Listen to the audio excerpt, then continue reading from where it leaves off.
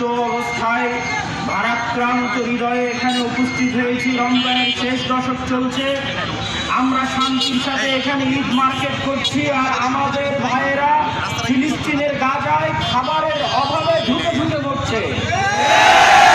আজকে আমরা মুসলমানেরা সামনে ঈদ রমজানের শেষ দশক আনন্দ উদযাপন করছি। আমাদের মাথার উপর ছায়া আছে, বাড়িতে শান্তি নিরাপত্তা আছে, আর আমাদের ফিলিস্তিনের গাজার ভাইদেরকে পবিত্র রমজানের দিনে শান্তিমত সাহারি ইফতারি তারাবি পর্যন্ত আদায় করতে দেওয়া হচ্ছে না। রমজানের এই পবিত্র দিনগুলোতেও গাজার শিশুদেরকে নির্বিচারে বোমা হামলা করে হত্যা করা হচ্ছে।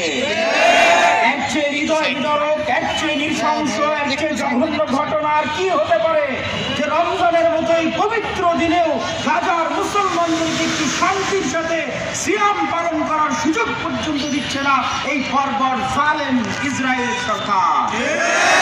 কিন্তু দুঃখ সেখানে নয়, তারা তো শত বছর থেকে হামলা করে আসছে। দুঃখ কোথায়?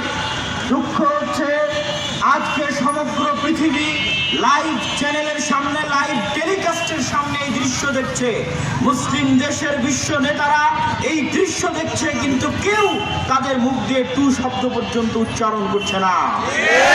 ঠিক জানায় এই সমস্ত মুসলিম নেতাদের উপর, ঠিক জানায় এই সমস্ত বিশ্ব মোড়লদের উপর।